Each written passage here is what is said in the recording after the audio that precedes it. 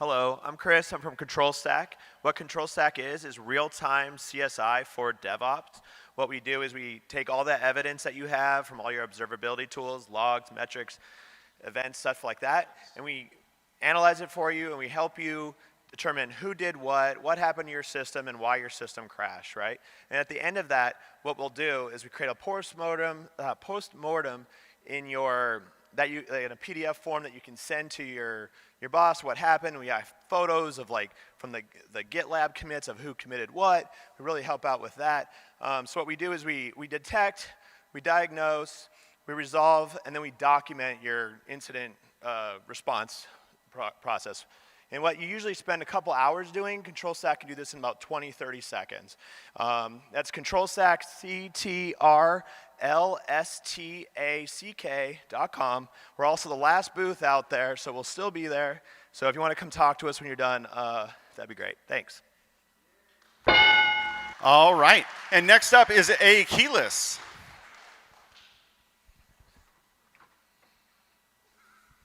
I hear we're under a timer, so I want to make sure I get the ding and not the Oscar award here. First off, thanks for all you for staying through the end of the day. I appreciate it. Akeyless, AKEYLESS.io is our website. We're in the secrets management space. What does that mean? 10 years ago, there were more humans in an internet or in a network interacting with servers and applications.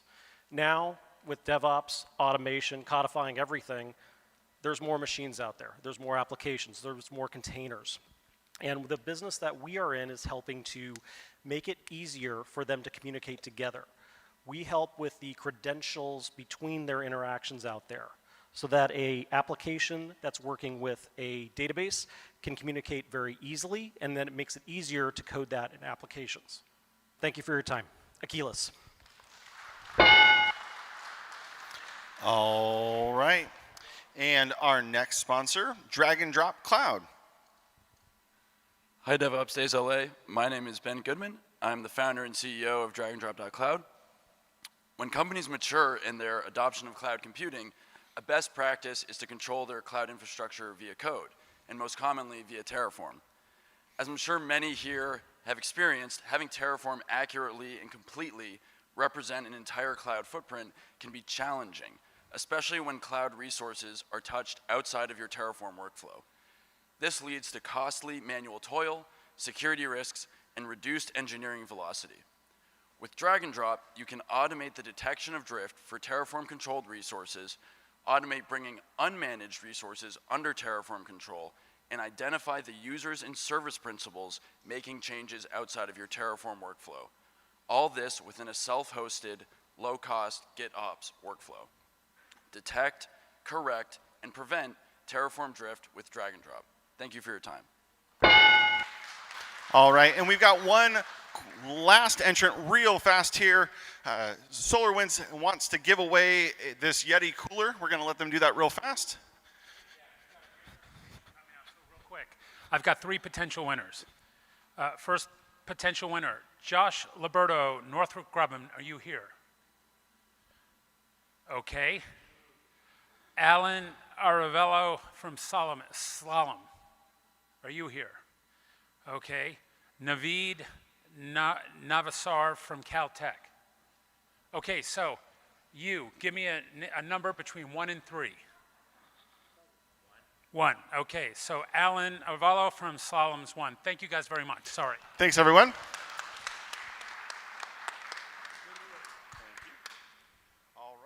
All right. Well, with that, our final and awesome speaker to finish us off, Bryan Cantrill. Great. Thank you very much. It's terrific to be here. This is a conference that I've looked at for many years. I know this has been a conference that's run for a long time. I know this is the first time I think you've run since COVID, so it's really great to be here in person. You're getting some of that atmospheric river here we're getting in California. So for those of you who haven't seen me talk, just so you know, I am unable to not talk about history. I feel that this is I'm a big believer in studying the past. I think there's a lot to learn from it. So we're going to talk a lot about computing today, and we're going to go back to the beginning, and in particular, when we first started building computers. They were huge, and they were unbelievably power hungry. It's kind of amazing to go back and look at the numbers on like an IBM 709. There was like a 250 kilowatt computer, which is amazing. So these were incredibly power inefficient. These are all with vacuum tubes in the beginning and then transistors. And they are very, very expensive.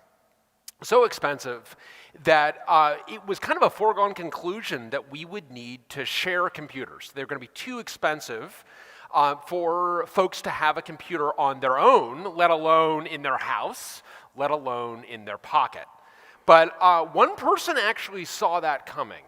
And if you haven't read it, or you haven't read it recently, you should go back and read Gordon Moore's unbelievable short paper in 1965, and he is observing a couple of trends. And ironically, actually, he does not coin Moore's law. Moore's law is not coined for another decade. But he's just making some observations in this paper in 1965.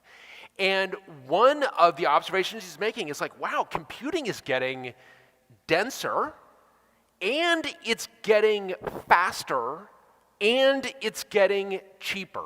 Wow, that's amazing. And if these trends continue, and this is where like Gordon Moore, seeing the future with incredible clarity, thinks like, boy, this could really revolutionize. We could have computers in the home. This could revolutionize telecommunications. I mean, it's unbelievable what Gordon Moore saw in 1965. And indeed, like that troika, denser, faster, cheaper, all at once. The revolution that we had in semiconductors, in the integrated circuit from 1965 to, let's say, the end of Dennard scaling in, say, 2005, 2006, we are still living off of that bounty. That bounty, it's easy to kind of complain and kind of pine for older days, but indisputably, that has had an extraordinary bounty for humanity. And in particular, it made computers way, way cheaper. You all have a computer on you right now. In fact, you've got a couple on you right now. And as computers became cheaper, it became clear that people were going to be able to have their own computers, that work groups were going to have their own computers, companies were going to have their own computers. And there was this kind of idea in the 60s around what was called utility computing. And there were some companies based on a timeshare, was a very kind of famous company based on utility computing. And that kind of withered because it became clear that people were going to actually own their own computers. And this is a lot of interesting things happened as a result of this. People had agency when they owned their own computers. And we saw that as those computers got smaller and smaller and smaller, and you actually got the computer small enough that you could have it in your home with the personal computer. That you could mentally understand everything about this computer. And that was the rise of the homebrew computing movement, of the personal computer movement of the 80s. And it was a bountiful time in many regards. And by the time we kind of wake up in the 1990s, we have computing is ubiquitous in that any place of business, any company, any university has a computer. Computers are effectively everywhere. You can't build a company, you can't do anything really without having a computer. And that computer is going to exist on your premises. And I mean premises somewhat metaphorically, either in your actual office or more likely, increasingly in a data center and a place that you control. So that was in the 1990s. And and then the internet happened, right? And all of a sudden, you needed a lot more computing, but all of this infrastructure was on-prem. And you can't just spin up physical infrastructure. It's got to actually be like ordered. It's got to like show up. It's got to be like deboxed. It's got to be racked and stacked and cabled. And indeed, all of those .com startups, every single one, had their own physical computers. And if you think to yourself, if you're at a startup or a smaller company, you think like, God, what would it be like if I had to like order a bunch of servers? It's like, yeah, it was weird. It was definitely weird. And in fact, if you want to listen, if you want to read kind of an anecdote that is very much of its era in every conceivable dimension, there was a company, I'm even embarrassed to say it, there's a company called hotornot.com. Hotornot.com is every bit as cringy as you're imagining. I mean, it is like just on the cusp of like, we can still mention you on a stage in 2023, but we cannot endorse you in any way, shape, or form. Hotornot.com. Well, hotornot.com, which again is about as simple as it sounds, the hotornot.com was having explosive growth in the late 90s. And they've got their tales, and these are kind of written down, I believe it's in Founders at Work. They describe scrambling for machines and trying to get them cabled and like putting them under desks. And I mean, if you remember that era, which on the one hand feels like it wasn't that long ago. I mean, this was, for many of us in the room, this is in our working lives. For some of you that are younger, it was when, even those that are younger though, it's probably in your lifetime. And I know for some it's not, but this is not that long ago, and it feels very foreign that you're scrambling around and cabling things and deboxing things to accommodate the growth of a website called hotornot.com, which, I mean, hotornot.com, by the way, ultimately ended up on, I'm pretty sure it ended up on fuckedcompany.com, which if you, definitely, those of you who remember fuckedcompany.com, definitely chronicled the .com bust, which I think we're about to see another one of those, so we can talk about that a little bit in the future. What's that? It was a rating, exactly. Yeah, right. You got the rating on hotornot.com. On my rating on hotornot.com. Oh, yeah. You know, that's a good question. I hadn't really thought about it that way. I definitely do not want to open that up to my children. My children are my worst critics. So I think if my kids are factored out, I think I do okay. I did actually, when I was coming down here and I was checking in, the guy looks at my photo, he's like, you look a lot younger in this photo. I'm like, I'm 49. I'm doing well over here. I feel like I got the wind at the back. Like, come on, cut me some slack. Anyway, so I think I'm all right. I think I'm like, solid 5 as long as my kids aren't rating me. So you have like hotornot.com, like the racking and stacking and cabling. If that sounds painful, it is painful. Everything about that was painful. Now, at the time, I was working for a company called Sun Microsystems. My now 10-year-old daughter confided in me when she was 8 that she thought Sun Microsystems was a brewery. Somehow came up that she's like, oh, I thought that was a brewery. I'm like, I got so many follow-up questions from that. Like, first of all, you're 8. Like, why do you think about a brewery as an 8-year-old? Also, like, I'm a brewer? I barely drink. I mean, like, I only have like a glass of Chardonnay when I'm with my mother. I mean, other than that, I'm basically like, it's like, I don't know, I thought it was a brewery. I thought it wasn't a brewery. I get it, it wasn't a brewery. Was not a brewery. It was a computer company, RIP. It was a computer company that actually did pretty well during this era, and the startups of the time would, you'd spend that seed money, that Series A money, you would spend on a Sun Microsystems server.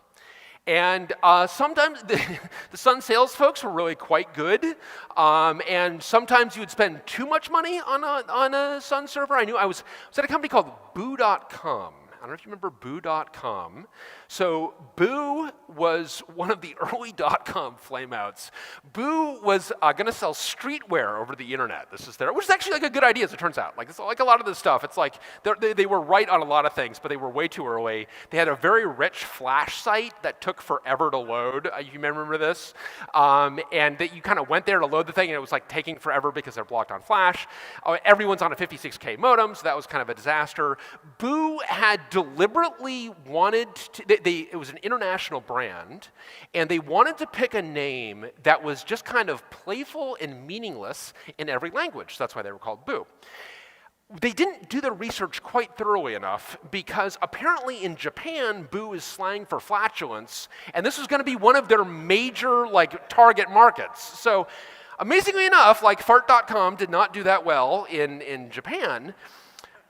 They did, however, buy an E10K, which was the largest machine that Sun made at the time.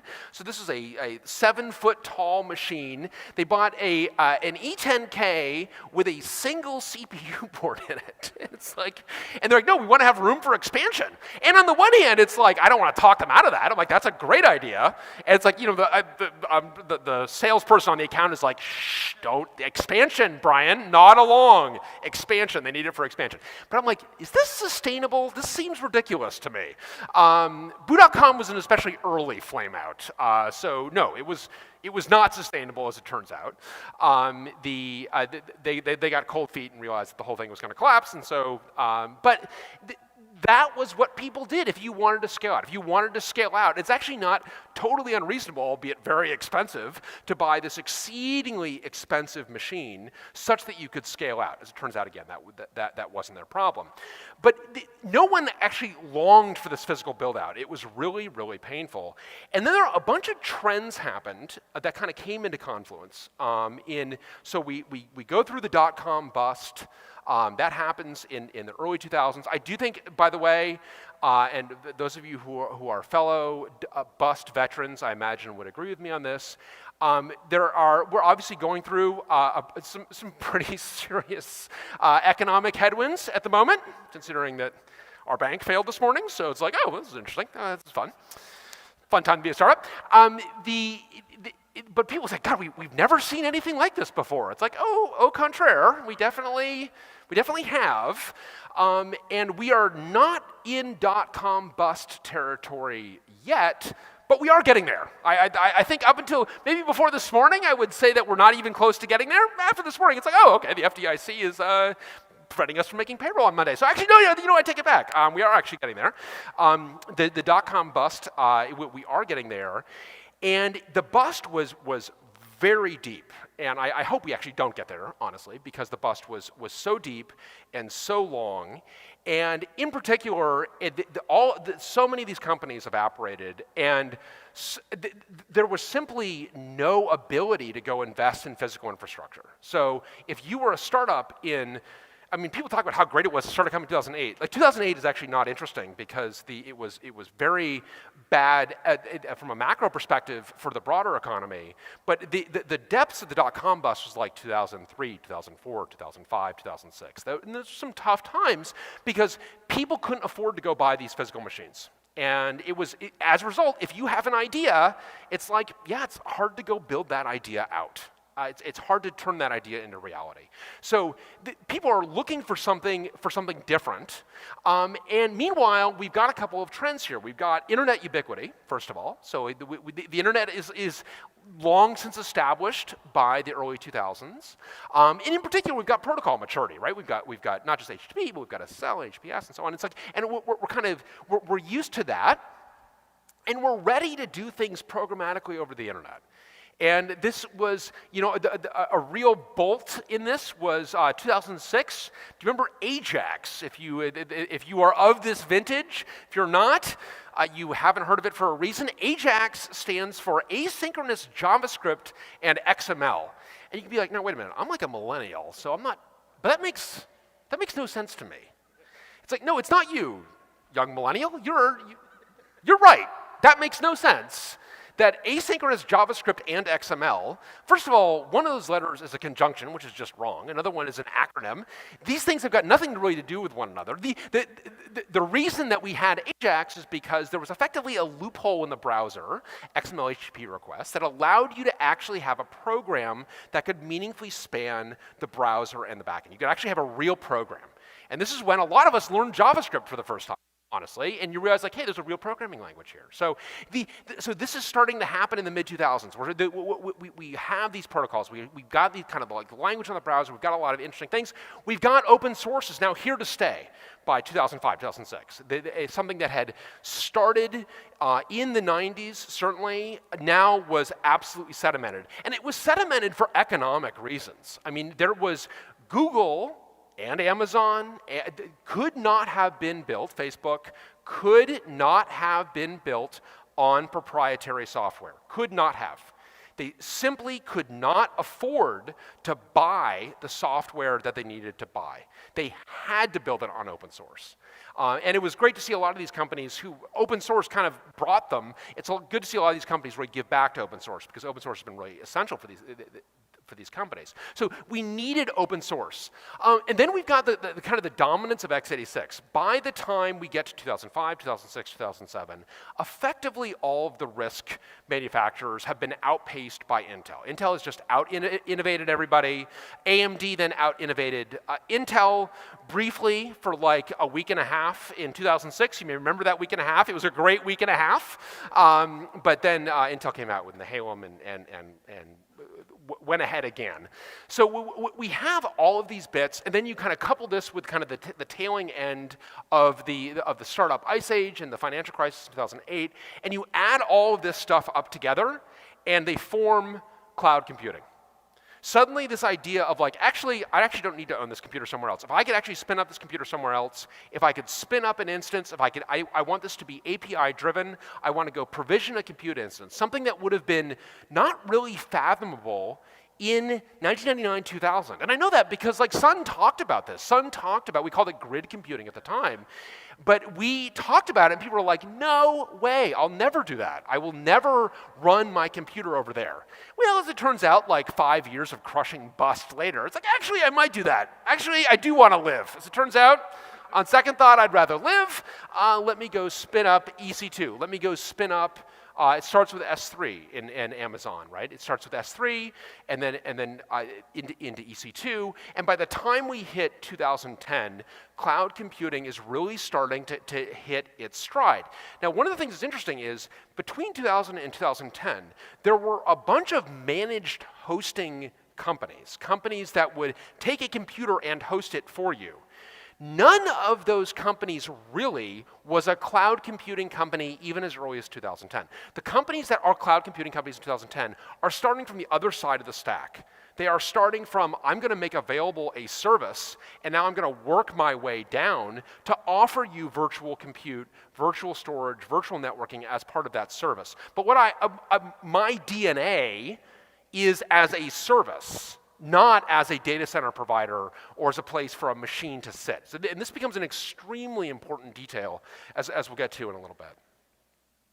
So cloud computing, I think, I look at kind of 2010 as a 2009, 2010 as a time that everyone kind of accepts that cloud computing is this next big megatrend. The reason I put that time on it, 2009 in particular, is because that's the time when Larry Ellison derides cloud computing as emphatically not the future. So you know that, like, okay, by that time, it must have been true that the rest of us knew that it was the future, Larry Ellison. It is something he has tried to deny in later years, but this is what he said.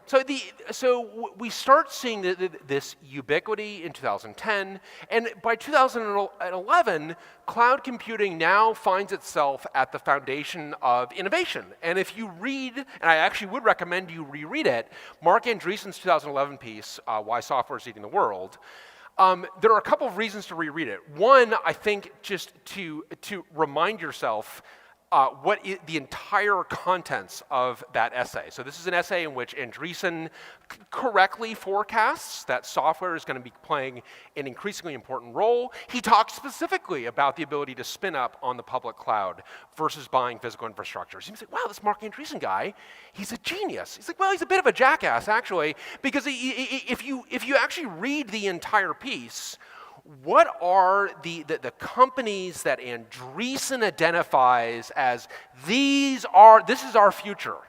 It is Groupon and Zynga and Foursquare. RIP, RIP, RIP. So it's like you would be, and does not mention, in fact, derides hardware in that piece. And he actually, your money would be way better off in Apple in 2011, a company that delivers both hardware and software than it would have been in any of those pure software companies. So there's a lot about that piece that's wrong, but it's an interesting time capsule. It captures a bit the zeitgeist of the era, and it certainly captures how important cloud computing had become for those who are trying to deploy on computing. Those who've got an idea and they want to deliver on that idea, that cloud computing is extremely important. That said, there were a bunch of myths that grew between 2010 and say 2014, 2015, so that first kind of 5 years of 2010s. The first one is that cloud computing is a low margin business. And this is where it's like, look, all due respect, Jeff Bezos is the apex predator of capitalism, and I've got nothing but respect for it. Because at the time, Bezos was happy for the rest of the industry to believe that cloud computing was a disaster and a race to the bottom. You heard this a lot. It's a race to the bottom. I would like to believe that people wish they could take back that perspective from 2010, 11, 12, 13, 14, that it's a race to the bottom, that you shouldn't go compete with Amazon. And indeed, what Bezos knew and what we knew, I was at a cloud computing company called Joyent, cloud computing pioneer called Joyent, and what we knew from our own books is like, actually, this is a really good business. This is a high margin business, actually. This is not a low margin business at all.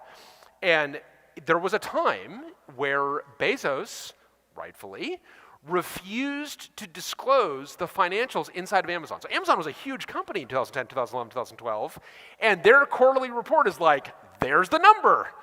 And of course, like, you know, at the Wall Street's like, do we get to know like which business is contributing what to that number? It's like, no, you don't. There's the number. And it took shareholder activism before Amazon broke that out. And it was funny because there were many in the world who thought, oh, he doesn't want to divulge how much money they're losing on cloud computing. It's like, no, you dunces, you pray. He doesn't want to divulge that S3 is underwriting a war on big box retail. That's what's actually happening, by the way. S3 is paying for your Prime shipping. He knows that. And it's like, they finally reveal the numbers. Someone's like, oh my goodness. It's like, yes, it's a good business. It's a high margin business. And Amazon executed pitch perfect execution, 2010 to 2015. So they fed this perception, they innovated, they loved their customers. And in fact, another big myth of cloud computing, and boy, I've heard this one a lot, is, oh, cloud computing, they're operating at such scale, they have purchasing power. It's like, okay, so yes, Amazon is operating at a larger scale. Do you think Amazon gets materially different prices on DIMMs, on CPUs, on GPUs? No. I mean, yes, there's a little bit of difference in there, but not a lot of difference in there. Not a lot of difference in there, because these are commodity parts. The commodity parts. Amazon is going to get, in fact, with Intel in particular, the FTC actually required Intel to give everyone the same pricing. They weren't allowed to give discriminatory pricing due to their own settlement earlier. So the idea that, like, yes, there are economies of scale, but the economies of scale are not in the purchasing department. The economies of scale are all in how you invest those dividends. And Amazon and Google and others invested in innovation. They innovated in the cloud. That's how they spent their money. And that is an economy of scale, absolutely.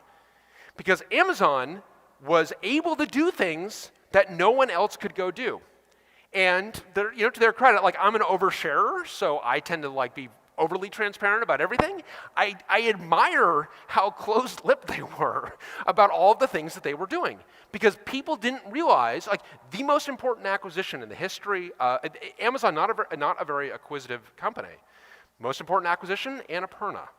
Annapurna, and if this is one of these acquisitions that you'd have to be paying very close attention to see them do. But they acquired a team and a company that could actually really produce high-end ASICs. And Graviton and everything that they have done with Nitro and so on is all coming out of that Annapurna acquisition. They were investing, they had ASIC designers. At a time when the rest of the world is running away from it, they're doubling down and innovating, and they're not the only one. That's what Google is doing at this time. That's what Microsoft is doing at this time. This is what Facebook is doing at this time. I don't know.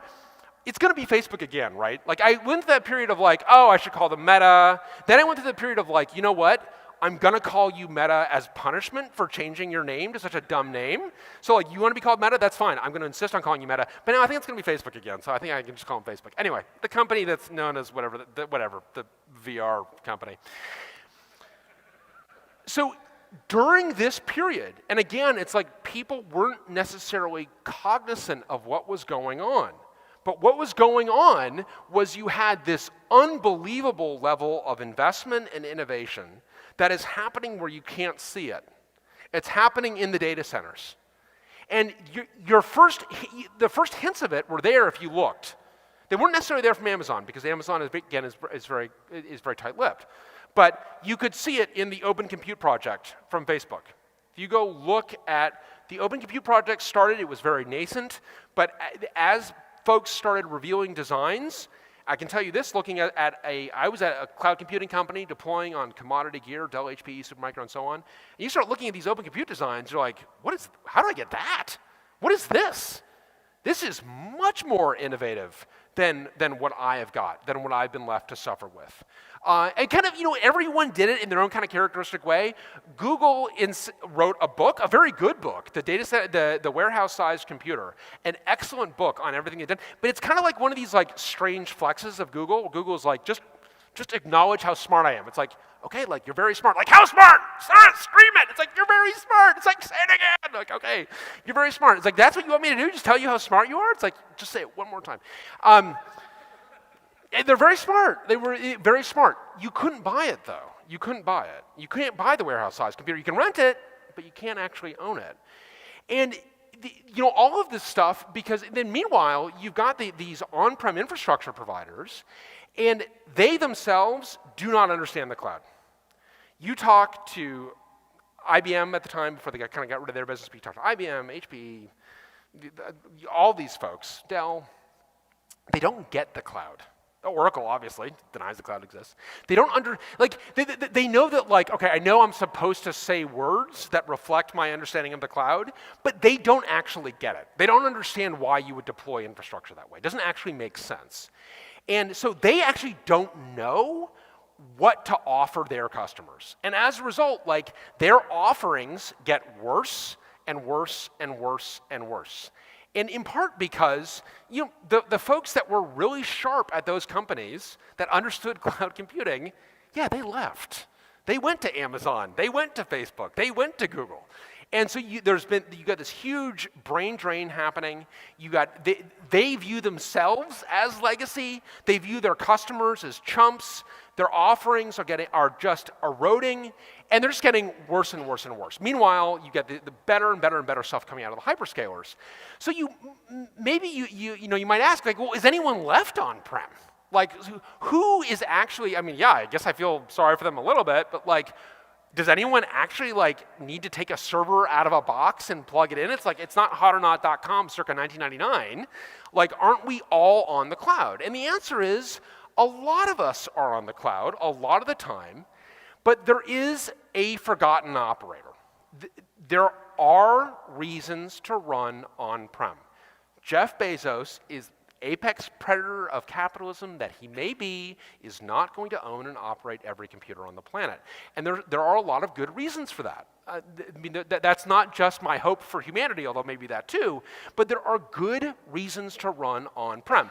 And if you are running on-prem in 2023, your reasons are probably good, because the bad reasons have all been wiped out.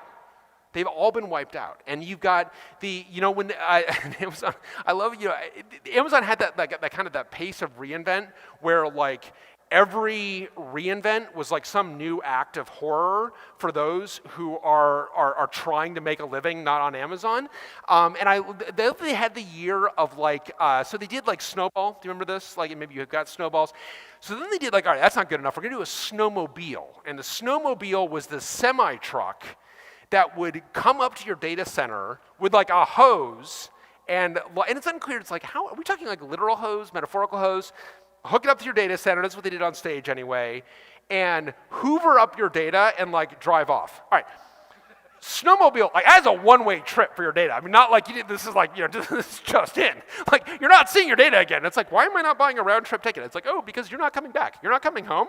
You're going there forever. And I was thinking at the time, like, man, does NetApp, like, carjack these things? I mean, if I'm NetApp, I mean, I might, like, legitimately be like, no, I'm just, like, let's play it out. I'm not saying we should carjack it. I'm saying, what if they got carjacked? Are you asking me to do it? Like, I'm definitely not asking you to do it. But if they did, that would be good for NetApp, right? It's like, you're scaring me. So that is all a one-way trip, and that stuff is probably bad. The stuff that got on a snowmobile probably should have gotten on a snowmobile. So the stuff that's left is the stuff that really has to be on-prem. Why would you have to be on-prem? Well, there are a bunch of reasons. One, latency, right? If you are, because they've been very candid and open about it, Cloudflare runs a lot of stuff on-prem because they're in POPs. Right? If you're in a POP, you've got compute that needs to be in that POP. It's like, sorry, it's not like good enough to be cross-connected to Ashburn or whatever. I actually need to have compute presence in the POP, so I've got latency issues, risk management issues, right? I mean, you've got plenty of folks for whom it's like actually just not okay. It's not that I don't trust Amazon. It's that what I do is so important that I have to take full responsibility for this thing end to end. So from a risk management or security perspective, I need to be on-prem. Certainly there are lots of federal and defense applications that are of that ilk. Regulatory compliance. We're seeing increasing amounts of what my friend Roman Spatchnik dubbed cloud nationalism, where if this data is generated in this country, it needs to stay in this country.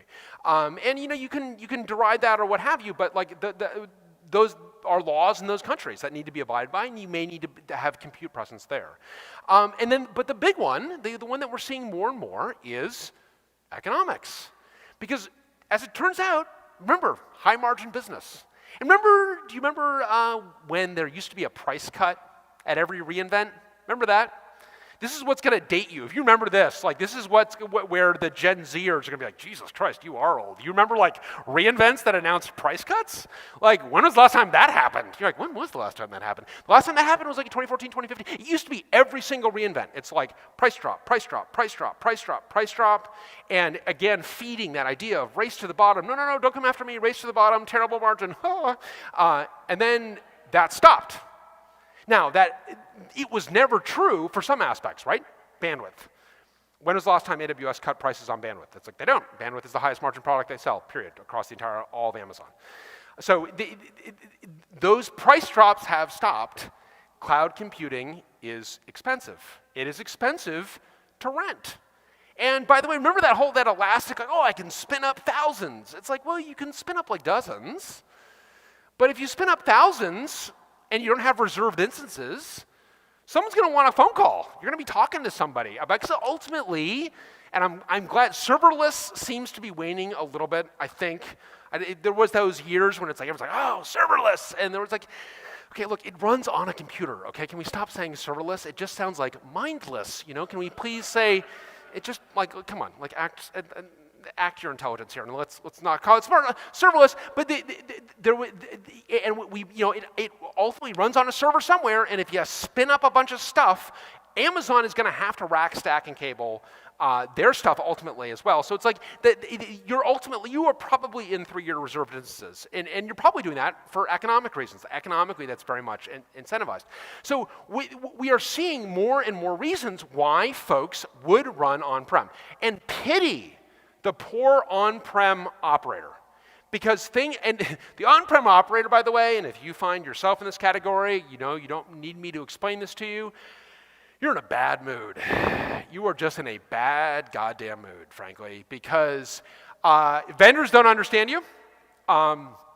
If you ever hear from Dell or HPE or Supermicro, well, Supermicro is not really lucid enough to tell you this, but Dell and HPE, we have never seen this problem before. I went through this prolonged period where it's like, why must you lie to me, Dell? Surely you have seen this problem before. And then you begin to realize, like, wait a minute, this is like blaming the house pet. When they say that they've never seen this problem before, they are speaking their truth. Because they have never seen this problem before, because people that are running at this scale aren't your customers. I get it. God damn, I'm a dummy for being your customer, aren't I? It's like, oh, you kind of, I don't know. But we had this at a cloud computing company building out on Dell and Supermicro, and it was exceedingly painful. Not understanding our use case, not understanding why when we had boxes that would pop on uncorrectable memory errors, we would care about it. What happened? Well, I don't know what happened. It rebooted, right? It didn't catch on fire. It's fine. It's like, no, it's not fine. It's not fine. It's not fine. And so they don't understand what you're doing or why. Your fellow technologists are like, hey, sorry, have you heard of this thing called the cloud? It's like, get out of my office. Yes, I've heard of the cloud. I am cloud aware. Thank you. Yes, I know. I'm aware of modernity. You're making it worse. It's like, are you aware that we invented anesthesia? He's like, yes, but this surgeon is a nut job, and he won't use the anesthesia on me. I'm like awake during the surgery. So it's exceedingly painful if you're this on-prem operator. And I mean, the pain is just never ending. And this is where I didn't even be, I could have an 8-hour keynote on the pain that the on-prem operator has to deal with, because you've got all of the constructs that you need to deal with, all of the abstractions that you are building your data center out of, because ultimately you are on-prem, but you are delivering elastic infrastructure to your customers internally, because they've definitely heard of the cloud and they would like modernity, thank you very much. So how hard can it be? It's like, how hard can it be? Well, it's a gigantic pain in the ass, because at every layer, all of these abstractions are vestigial. They date back from the PC era, and it starts at the absolute most basic. If you walk into a data center of this poor, forgotten operator, you will find 1U or 2U machines. They're going to be loud as hell. Fans are cranked. Every single one of those 1U and 2U machines is going to have 2 AC power cords coming out of it. And each of those is going to go to a different PDU. And you're like, okay, well, that makes sense. It's like, it does make sense, but we actually invented clean water a while ago. And instead of having, because the power supply is one of the least reliable components in that rack. That's why there are 2 of them. And inside the power supply, there are fans. Fans are the most unreliable component that we have got. You've got 2 of these things, and you're multiplying that up and down the rack. It's like, does that make sense? No, it does not make sense. If you go into that Google data center, not that you can, but they can flex on you with the book. Go read the book, and then acknowledge how intelligent they are.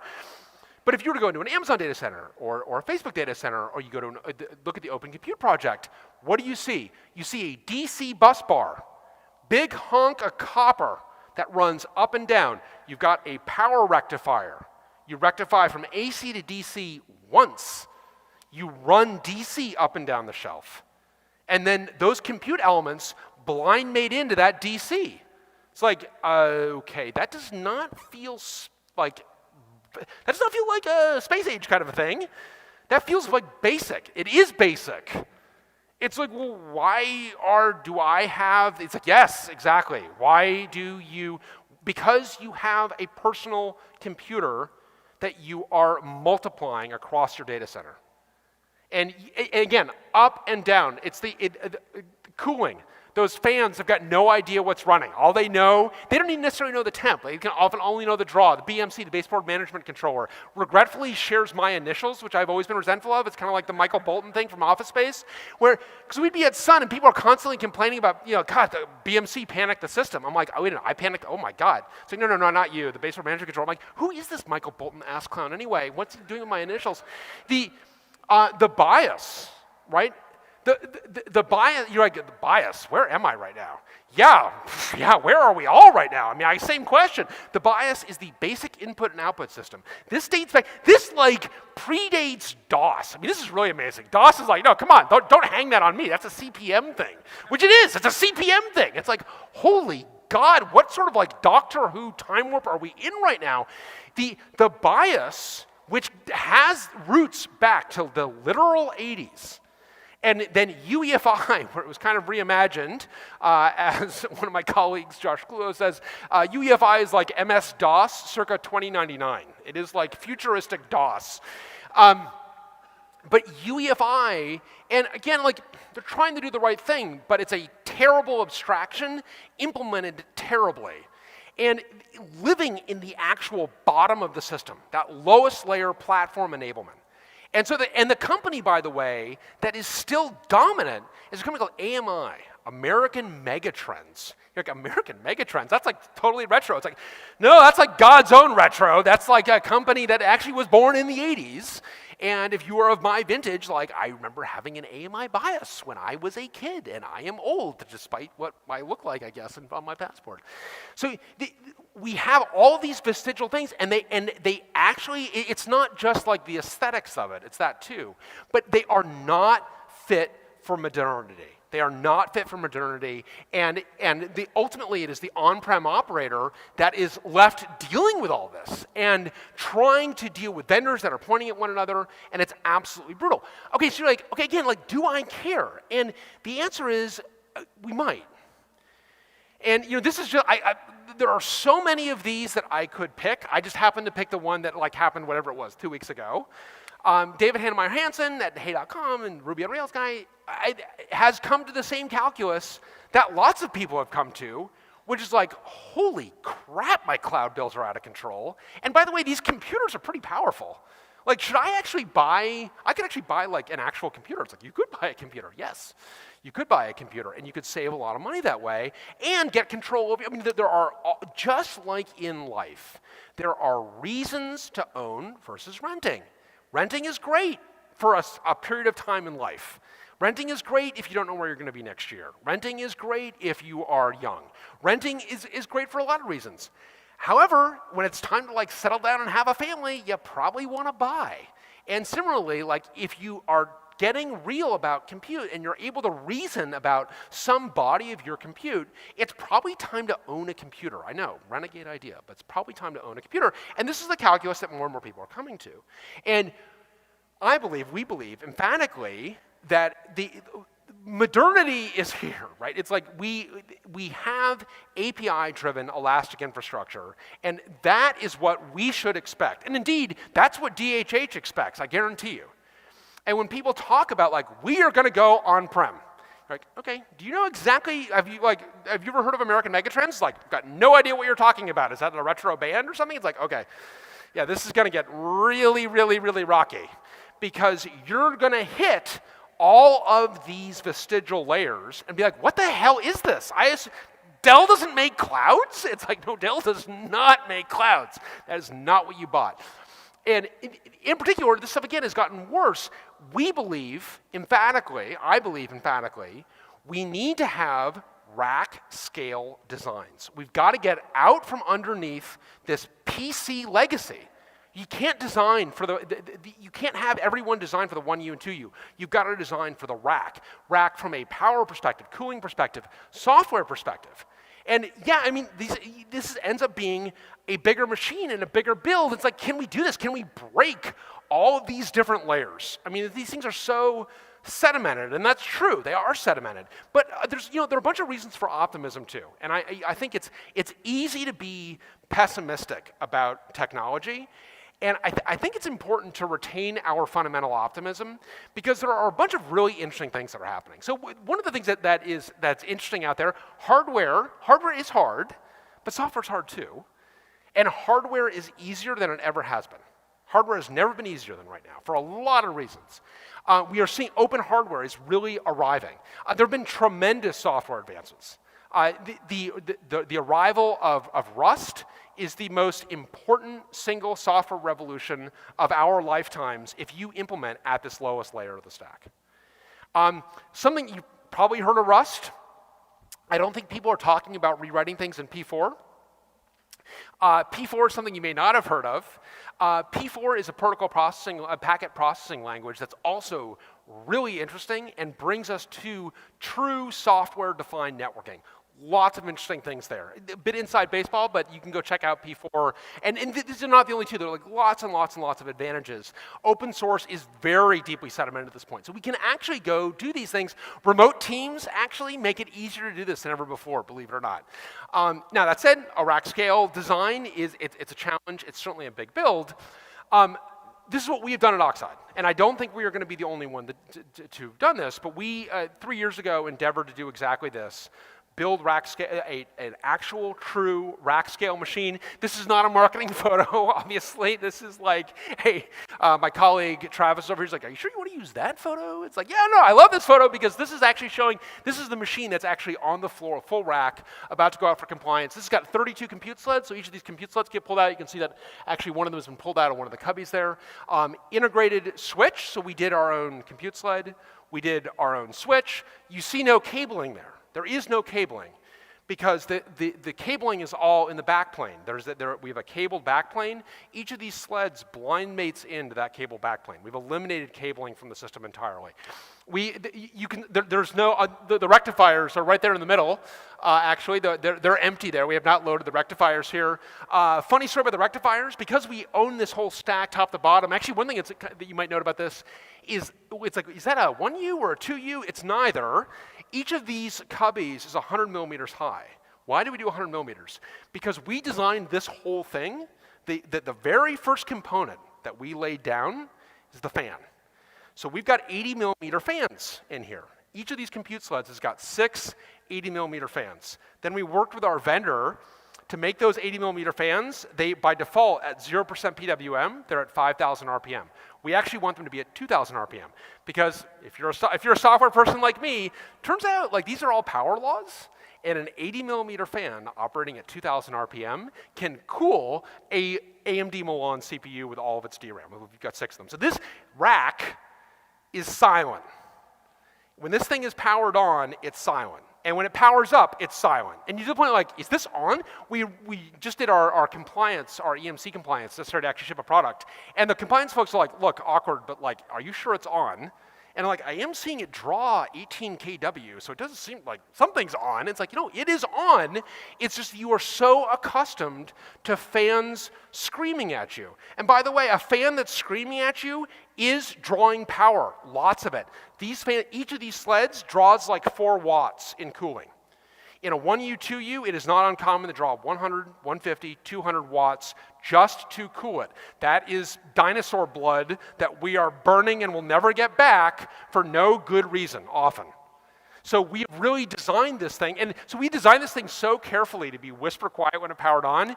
You can imagine my slight dismay when we plugged it in for the very first time and I hear fans whir up. I'm like, what the is this? What have I dedicated my life to? And then just as I was like, where's this coming from, assuming that it's a bug in our software, the fans die off. So a very quick burst and dies off. It's because the fans in the rectifier, it's the one piece of firmware we don't control. So there are fans in the rectifier. They do kind of crank up when we first start the computer, unfortunately. But having done this, and again, I don't think that we're going to be the only ones that have done this or will do this, because having built this thing and now on the cusp of shipping it, I can say unequivocally, rack scale design is the way to rescue the forgotten operator. We have got to get out of having the operator be the integrator. It's unconscionable, but it is so extraordinarily tedious. You cannot yield a system that is modern unless you go to rack scale design. And you may wonder, it's like, well, so is this what the hyperscalers do? It's like, yeah, this is what the hyperscalers do. A hyperscaler that I won't name, we had a potential investor had a lot of experience building that out and asked me in particular, he's like, I'm interested in the company, I may want to invest. I want to understand, are you building your own switch or not? And I'm like, damn it. We managed to get through all of Sand Hill, and no VC actually asked us the tough question that I was afraid to answer, which is, are you building your own switch? I was afraid to answer it because the answer is yes. And I know that you may be like, well, okay, that's like one startup too many here. You've got like 9 different startups in here. But we were building our own, but I had already come to the conclusion that we were building our own switch because of all of the pain of trying to integrate third-party switches. So I'm like, well, this is unfortunate because I'm about to lose this guy as an investor. And I'm like, look, I know it's not what you want to hear, but we're doing our own switch. He's like, okay, good, I'll invest. I'm like, sorry, what? It's like we, as a hyperscaler, did not stand on our own 2 feet until we kicked Juniper out and did our own switch. It's like, interesting, interesting. So this is the conclusion that everyone has come to. Everyone operating behind those closed doors. And by the way, when they tell you, oh, you can't do this yourself, let us do it. Let me. Jeff Bezos, or I guess now Andy Jassy, son of Jeff Bezos, the apex predator junior, one trophic level beneath the apex predator.